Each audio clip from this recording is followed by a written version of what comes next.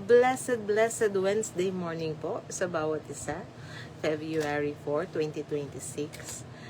Tayo ay gaganap na ng ating morning devotion. Ayan. Pasensya na po. Medyo napaaga ako ngayon kasi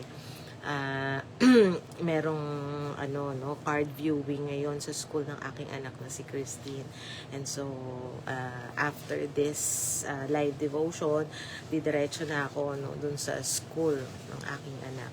Ayan. Gayon pa man, tayo ay gaganap ng ating morning devotion. At sa umagang ito, bago tayo magsimula, tayo ay yumuko at manalangin.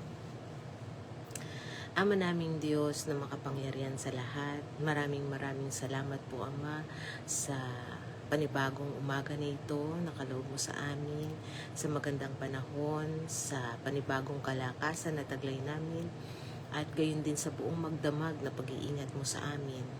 Maraming salamat, Ama, sa mga biyayang patuloy na pinagkakaloob mo sa amin, Panginoon. At gayon din, maraming salamat sa oras na ito, sa pagkakataon na ito, Panginoon, na kami ay tatanggap ng iyong mga salita, Panginoon. Gabayan mo po ang iyong lingkod na magbabahagi, Panginoon, ng iyong banal na salita. Kasiyahan mo po ako ng iyong banal na spirito. At tulungan mo, Panginoon, na maibahagi ko ang iyong mga salita ng tama at may karunungan. Gayon din, patuloy din namin dinadalangin ang lahat ng mga mahal namin sa buhay na ngayon ay nasa paaralan, nasa trabaho, o nasa biyahe, o anuman ang kanilang pinagkakaabalahan, Panginoon. Ingatan mo po sila, gabayan mo sila, at tulungan mo rin, Panginoon, na nawa sa susunod na pagkakataon ay makasama namin sila sa ganitong gawain. Gabayan mo, Panginoon, ang lahat ng mga nakakasama namin online, mga nanonood ng replay ng live na ito. Puspusin mo po ang kanilang puso at isipan, Panginoon, ng iyong karunungan at pagpapala. Dinadalangin din namin, Panginoon, na patuloy mong bigyang katagumpayan, Panginoon, ang buhay Kristiyano ng bawat isa. Tulungan mo na ang lahat ng aming natututunan sa gawain ito ay patuloy na ikalago ng aming pananampalataya, Panginoon. At gayon din, dinadalangin din namin ang mga mahal namin sa buhay, mga kapatiran na dumaraan sa mga pagsubok at mga pagkakasakit, Panginoon. Haplusin mo po ang kanilang mga pangangatawan, pagalingin mo po sa anumang mga karamdaman, at gayon din bigyan mo po ng katagumpayan sa anumang mga pagsubok na kanilang pinagdadaanan. At Ama, patawarin mo rin kami sa aming mga nagagawang kasalanan, ito man po ay lihim o hayag. At muli ang lahat ng ito'y dalangin namin sa matamis na pangalan ni Jesus. Amen. Amen. Amen. A blessed morning po. A blessed morning kay Auntie Paz. Ayan. Sakto, no? Kasi ngayon ay maaga. Maaga tayo ngayon dahil nga meron, after nito ay may card viewing, no? Yung aking anak sa school. Kaya napaaga tayo ng ating morning devotion. Ayan. Katulad ng naumpisahan natin, no, noong February 1, tayo ay, February 2 pala tayo nag-start, no? Yan yung unang araw. 2, 3, 4, tama. Today, ang ating third day dito sa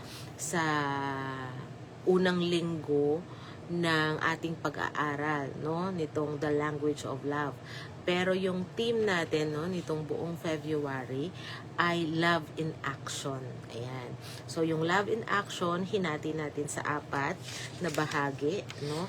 At ito yung sa ating words, no, sa ating pananalita. Yan ang pinag-uusapan natin ngayong week na to. The Language of Love, no? Love in our speech. Ang ikalawang week, no, nitong February is tungkol sa service. So, ang magiging title natin sa week 2 is The Hands of Hope o Love Through Service. Sa ikatlong week naman nitong February is tungkol sa patience, no? Pasensya. Ayan. So, the strength of stillness. Love through patience and forgiveness. Ayan. And yung last week ng February is about the community, no? Yung our love for our community. So the circle of connection, love in community. Yan. So yan yung mga topic natin for this month of February. At naumpisa na nga natin, no, for this week na ito, no, yung the language of love. At nung day 1, no, pinag-usapan natin yung the power of life and death, kung saan mula sa ating bibig, no, pwedeng pagmula ng buhay o pagkawakas, no, pagkawakas ng relationship, pagkawakas ng mabuting damdamin, mga ganon, no. So syempre, pinipili natin na ito ay pagmula ng buhay, no? Yung masayang relationship, no? At buhay sa ating no, sa ating spiritual, no, na buhay. Yan. Kahapon, the art of building up. Yan, kumbaga ay ginamit natin yung illustration ng pagtatayo ng bahay sa kung paano natin dapat pinagpaplanuhan yung ating mga sinasabi. So, kailangan natin dyan ng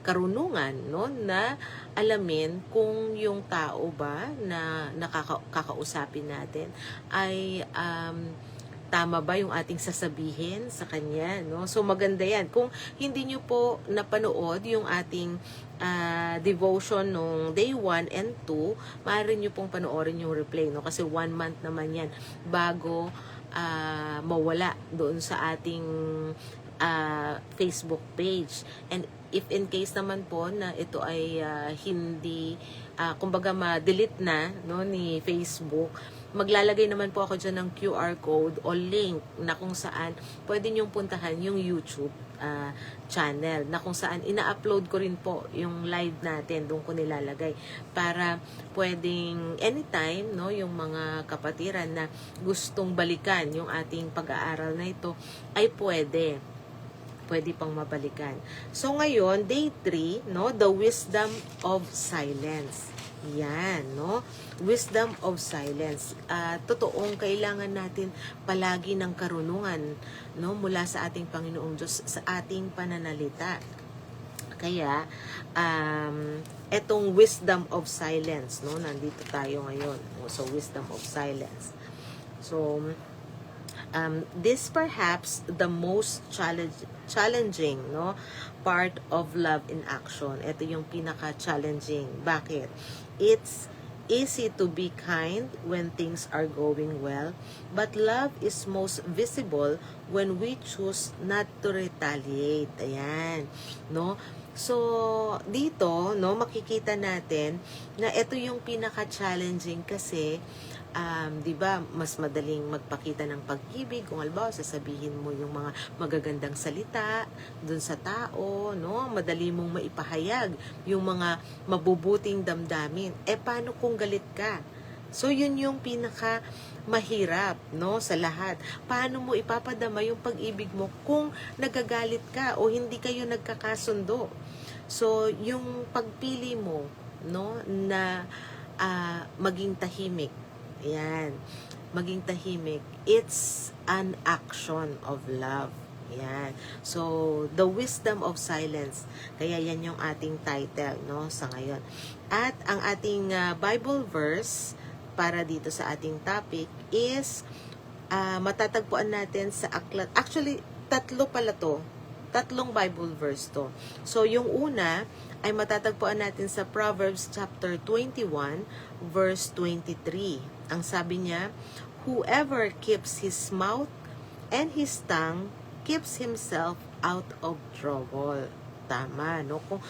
Kung yung taong nag-iingat, no, ng kanyang bibig, no, at ng kanyang dila. So, ibig sabihin yung kanyang pananalita, no, siya ay nalalayo sa kapahamakan o problema o trouble, no? So, isang napakagandang verse, no, na dapat nating tandaan. And yung pangalawang verse natin ay matatagpuan naman sa Santiago, Kapitulo 1, versikulo 19. So, James chapter 1, verse 19, ang sabi niya, "Know this, my beloved brothers, let every person be quick to hear, slow to speak, and is slow to anger." Ayan. So, sa totoo lang, no, ako, bilang nanay, minsan dumarating ako dun sa hirap na hirap akong magpigil, no, ng galit pagka meron kang nakitang mali o kaya itinuro mo na tapos hindi pa nagawa. Minsan, andun yung galit mo. Pero, no, yung pag-try natin, no, yung pagpilit natin ng pagpipigil na tayo ay makasakit sa ating pananalita, it's action, no? It's love in action. Yan. It's a language of love pala yun, no? Yung pigilin mo rin, no? Yung iyong sarili. So, quick to hear, no? Slow to speak, slow to anger. Yan. And yung last na verse natin, no, sa araw na ito, sa umagang ito, is yung Proverbs chapter 10, verse 19, no, sa Kawikaan. So, Proverbs 10:19, ang sabi niya, "When words are many, transgression is not lacking, but whoever restrains, no, his lips is prudent." So, matalino, no? May karunungan yung taong kaya niyang mag-control ng kanyang pananalita. Ayan, no? So, napakaganda nitong ating mga verses na ito, no? Huwag ninyong kakalimutan. Proverbs 21, 23, James 1:19, at saka Proverbs 10:19. Ayan. So, in a world that encourages us to speak our truth and have the last word, silence is often mistaken for weakness. Ayan. So, dito sa mundong kinalalagyan natin, no, kung saan social media, no, mga activities, mga events, no, parang mga gatherings, no, itong mundo natin ngayon, no, ini-encourage tayo na lagi tayong maging vocal sa damdamin natin. Yan. Kaya nga dito, no, nauso yung speak your mind, 'di ba? May mga ganun na tagline tayong na naririnig o nababasa, no? Ini-encourage ng mundo natin ngayon na sabihin mo lahat ng gusto mo. Kung galit ka, ipakita mo. Yan, mga ganyan, no? At kung ikaw yung tao na hindi mo sinasabi yung nararamdaman mo, no? Ikaw ay taong mahina. Ganon ang pananaw ng mundo, no? Mahina ka kung ikaw yung tao na hindi mo kayang sabihin yung nararamdaman mo. So, ganon tinitignan ng mundo ngayon, no? Gayunpaman, no? In the economy of God's kingdom, silence is a sign of immense spiritual strength. Yan. No, sa ating Panginoong Diyos, sa kingdom of God, sa lugar, no, na kung saan nais ng Panginoong Diyos ang mga Kristiyano, no, ay mag-grow yung spiritual nila ay maging matatag, no, maging abundant, maging malakas, no. Itong katahimikan is a sign, no, of spiritual strength. Ayan, no, kung ikaw ay hindi ikaw yung tao na kaya mong kontrolin yung iyong emotion, no, it's a spiritual strength pala. Ayan. So, we often think of love as an active yes. Bakit active yes? Kasi, minsan ang tingin natin, no, sa pag-ibig na kailangan laging nag-a-agree. Saan? Nag-a-agree sa yes in helping, yes in giving, yes in encouraging, no? Ganun yung tingin natin, pananaw natin. But love also has a powerful no. Ayan. So hindi lang, ang love ay hindi lang palaging yes. Ibibigay mo yung gusto. Yes, yes, yes, yes. Meron ding love na na nagsasabi ng no, no? It is the no we say to our pride, no? When we are provoked, it is the no we say to a clever biting comeback, no? Comeback that would make us look smart but make someone else feel small. Ayan. So pwede rin yung nagno-no tayo sa pride natin, ano? Kung halimbawa minsan no ako sa sarili ko, basta at least alam ko na masaya ang bawat isa, yung mga ganyan, no? So kahit pigilin ko na lang yung sasabihin ko, basta hindi lang mapahiya itong taong to. Yan. So yung word na no na yan, it means love pa rin, no? Kasi pinigilan mo yung sarili mo sa bagay na pwede kang makapanakit ng damdamin ng kapwa mo.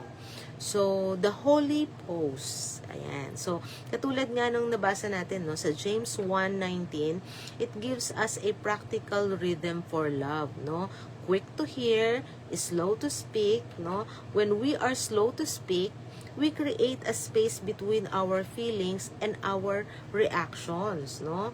So, tandaan natin, kung habang binabagalan natin yung ating pananalita, no, mas nagkakaroon tayo ng realization, no, na maiisip natin, teka, tama ba tong sasabihin ko?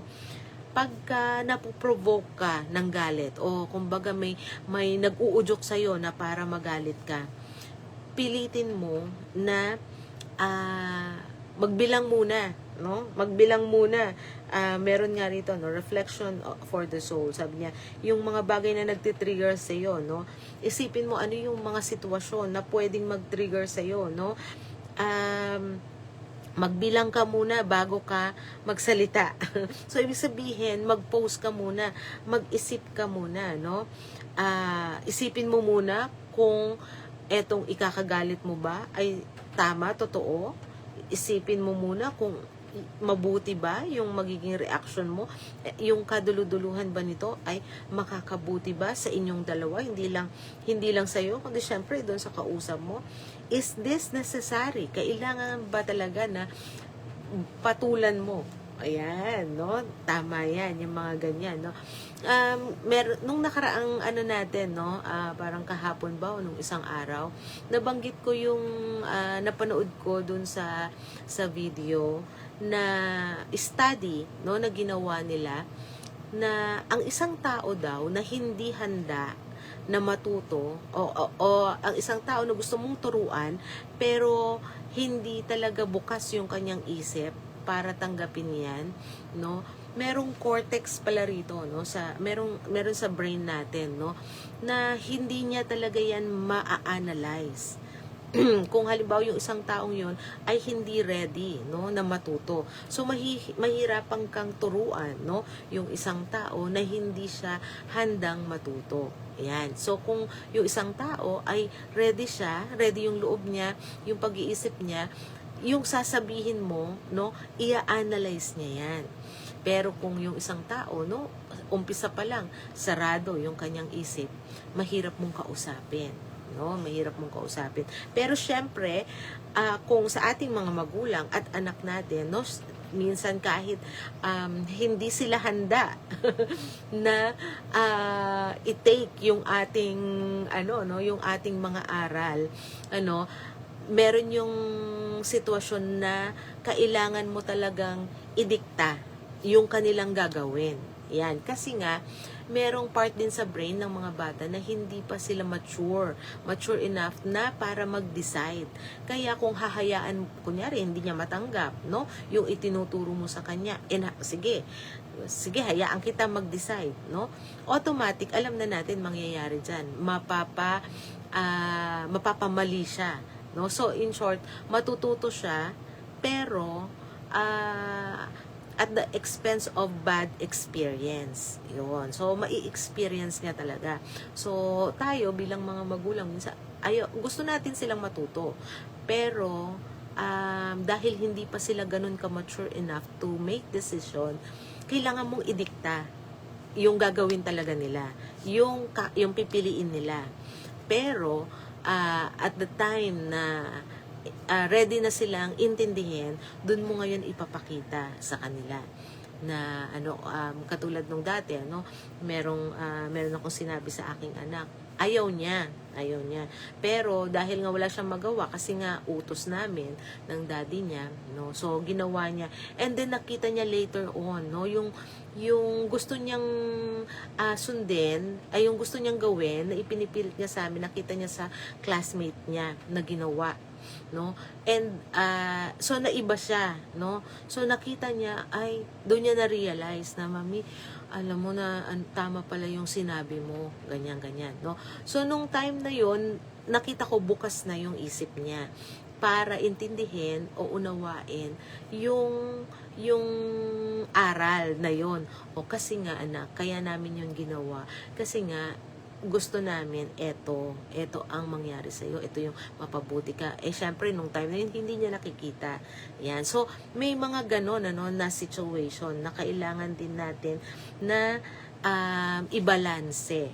Ayan. So, meron yung time na magsa-silent talaga tayo, dahil hindi sila ready umunawa doon sa situation na yan. Stressin lang natin yung sarili natin Kung halimbawa, yung isang taong gusto mong turuan ay sarado talaga yung kanyang isip, At kung igigiit mo yung gusto mo, igigiit mo, mai-stress ka rin. Kaya, yun, isang bagay din to na natutunan ko na dito sa ating pag-aaral, something din na nagpaparealize sa akin na oo nga, kung yung isang tao ay hindi siya ready na tanggapin yung aral na yun. So, hindi natin dapat yun igiit or ipilit. Ayan. So, eto, when we keep our tongue, as katulad ng sinabi dito sa Proverbs 21:23,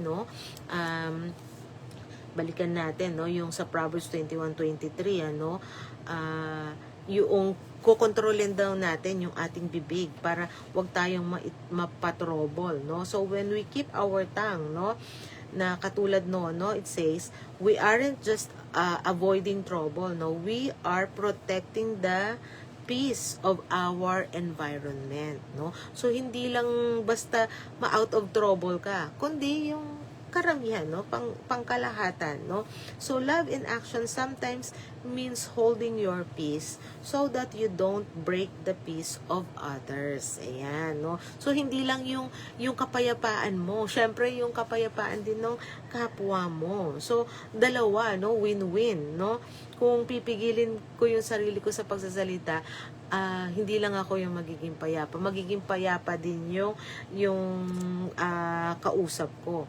So Jesus Jesus practiced this perfectly, even when he was falsely accused, he chose silence over self-defense. Totoo yan, marami, tayong mababasa sa banal na kasultan kung saan mas pinili ng ating Panginoong Diyos na tumahimik na lang, doon sa mga taong nagko-question sa Kanya. Ayan. So, kaya doon natin tatandaan natin, kung gusto ninyong basahin, yung sample na yan, makikita natin yan sa Matthew 27:12-14. Ayan. So, basahin na lang ninyo, later. So, today, remember that you don't have to attend every argument you're invited to. Ayan. So, hindi mo kailangang patulan, lahat ng mga argumento, na kung saan ikaw ay iniingganyo na makipagtalo.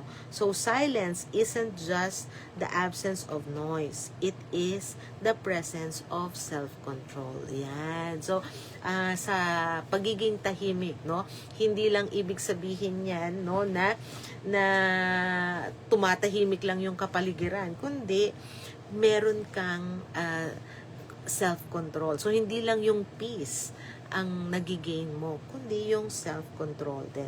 So, napakagandang paalala po sa atin, no, sa umagang ito. At abangan ulit natin yung kasunod nito tomorrow. And again, sorry dahil napaaga po yung ating morning devotion dahil nga sa card viewing, no, ng aking anak na si Christine. Ayan. A blessed morning kay Ading Shirley. Ayan. Good morning sa iyo, kay Auntie Paz at sa lahat ng kasama ninyo sa inyong tahanan. Bago po tayo magtapos, tayo ay yumuko at manalangin. Ama naming Diyos na makapangyarihan sa lahat, maraming salamat po sa iyong mga aral, sa pagtuturo mo sa amin ng kahalagahan, Panginoon, ng pagkontrol ng aming bibig at pananahimik, Panginoon. Tulungan mo kami na lagi kaming magkaroon ng kakayahan, na magkaroon kami ng self-control, Panginoon, at piliin namin kung anong mga salita na dapat naming bitawan, at bigyan mo rin kami ng karunungan, Panginoon, na anumang sasabihin namin ay palaging magparamdam ng pag-ibig, Panginoon, na meron ka sa bawat isa sa amin. Ama, samahan mo po kami sa lahat ng aming gawain sa araw na ito at gawin mo po nawa kami laging karapat-dapat sa napakadami mo pong biyaya at pagpapala sa amin. Muli ang lahat ng ito'y dalangin namin sa matamis na pangalan ni Jesus. Amen. Ayan. Amen. A blessed Wednesday morning po ulit sa bawat isa, and don't forget to attend midweek service later, and see you later sa ating evening devotion. Ayan. Take care. God bless.